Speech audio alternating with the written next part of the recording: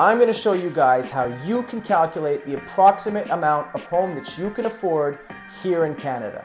The first thing that you'll need to know is that you'll be qualifying for this mortgage based on the mortgage stress test, which means you need to approve for 5.25% or the mortgage rate that you're taking plus 2%, whichever is higher.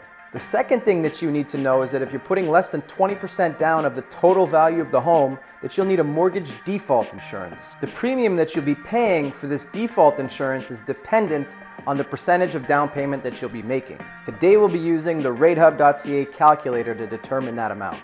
Now what you need to do is go to a mortgage payment calculator to calculate the payment that you need to qualify for. For today's example, we're going to use a $500,000 mortgage minus a $25,000 down payment plus the $19,000 default insurance premium that's added to the loan amount for a total of $494,000 or a mortgage payment of $3,614 monthly.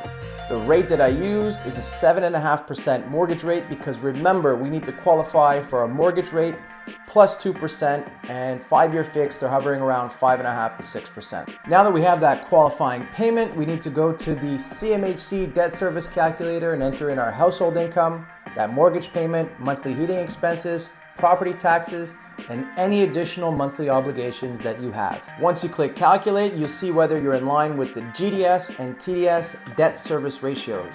Now you're going to want to play around with the mortgage payment calculator, your monthly debt payments, and this debt serviceability calculator until you're in line with these ratios. Other things to consider are your credit score being high enough for the bank to approve you, being able to provide proof of solid income, and having a good understanding of the other expenses that come along with home ownership.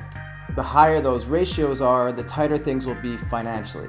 All in all, these tools are really cool to estimate what you can approximately afford, but my advice is to sit down with a knowledgeable mortgage broker or specialist to better understand your individual financial situation and the various aspects of financing a real estate purchase.